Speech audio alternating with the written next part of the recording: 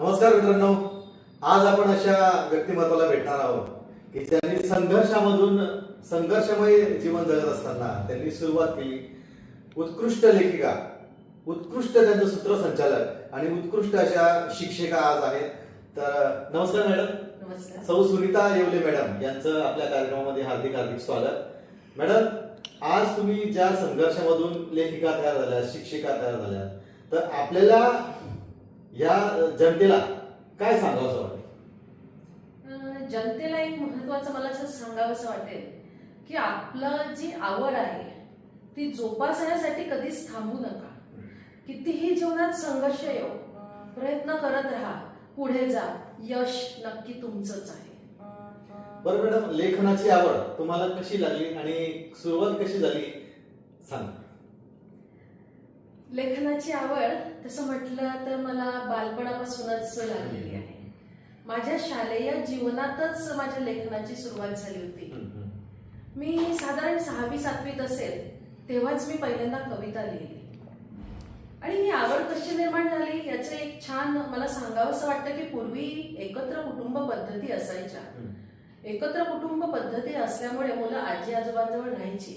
माझ्या आजीजवळ आम्ही सर्व जमायचो. आजी छान छान गोष्टी सांगायची, गाणी म्हणायची आणि या माध्यमातून त्या क्षेत्राबद्दल आपोआपच आवड निर्माण झाली.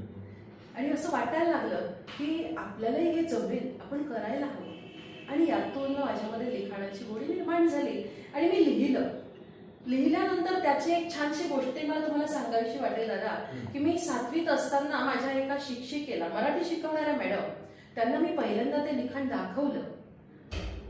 आज जेव्हा मी बघते तेव्हा मला हा प्रश्न पडतो की त्यामध्ये माझ्या मॅडमनी काय बघितलं असेल.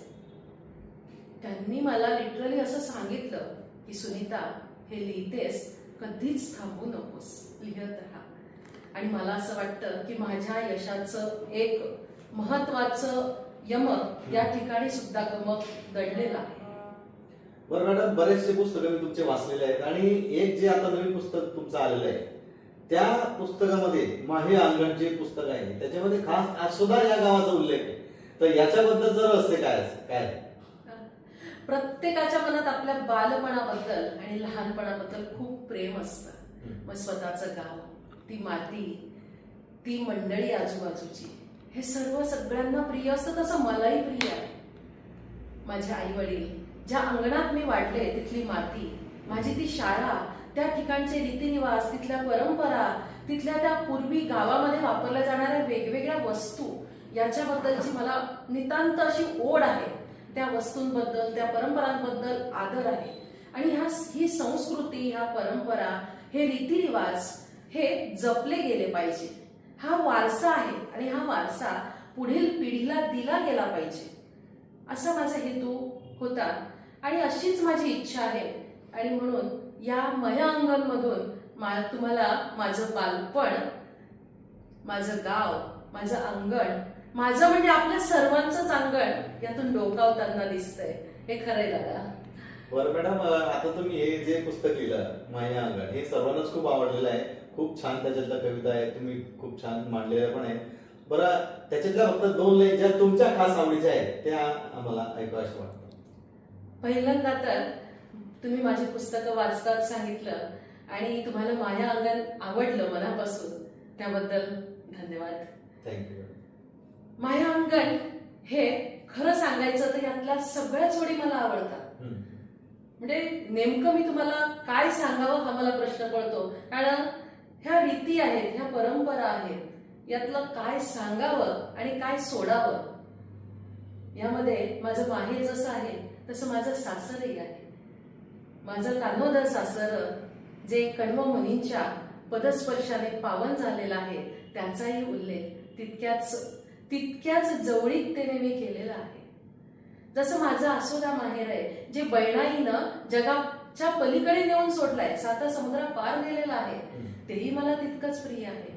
मग याच्यामध्ये ज्या मी वस्तू वेगवेगळ्या मांडलेल्या आहेत, पाटा वरोटा असेल, उखळ मुसळ असेल, लहाड असेल, ज्या आता मुलांना कळत नाहीयेत, ह्या समजवण्याचा प्रयत्न मी केलेला आहे.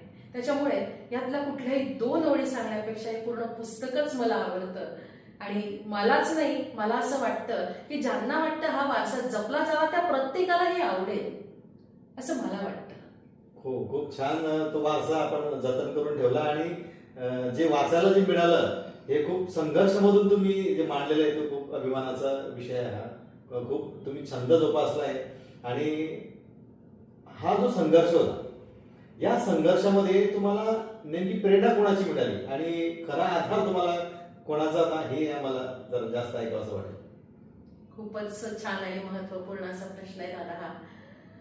सगळ्यात पहिली प्रेरणा तर ज्यांचं माझ्या जीवनात खूप मोलाचं स्थान आहे, ज्यांना मी माझा आदर्श मानते असे माझे जन्मदाते, माझे आई आणि वडील.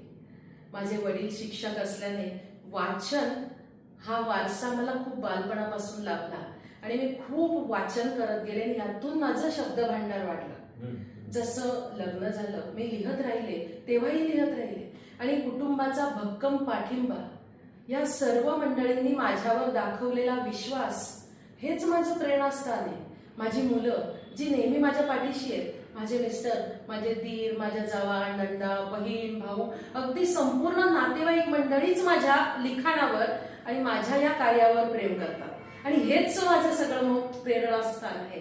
यातूनच माझ्या संघर्षातून एक काहीतरी निर्माण करायचं याची उर्मी मला दाटली आणि आज सगळा तुमचा सर्वांचा विश्वास सार्थ करणारं लेखन माझ्या हातून घडलं असं मला वाटतं. खूप छान.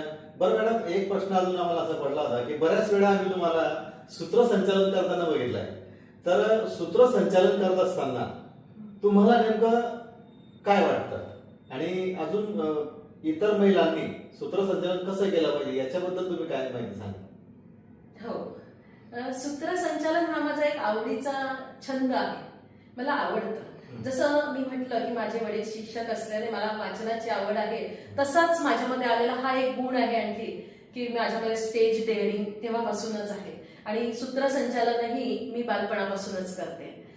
सूत्रसंचालनाने एक महत्वाचं साध्य असं होतं की आपल्याला डायरेक्टली समोरच्या पब्लिक सोबत किंवा लोकांसोबत संवाद साधता येतो, त्यांच्या थेट हृदयात शिरता येतं आणि कुणाच्याही हृदयात शिरून गप्पा करणं हे मला मनापासून आवडतं.